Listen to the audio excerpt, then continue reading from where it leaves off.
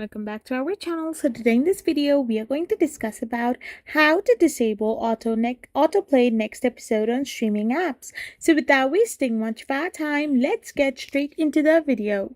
So there are different kind of streaming applications and each and everything has its own set of settings. So if you want to simply disable or turn off your autoplay, then you can simply go to settings or manage profile options in your streaming apps and simply disable it. Otherwise, if you're using a specific platform like Netflix and stuff, you can simply open your app itself, and once you open that particular app, you can simply have the setting called autoplay next episode. So you can simply turn the toggle off to the left hand side and you will be all done. So this is how you can simply disable autoplay next episode on streaming apps.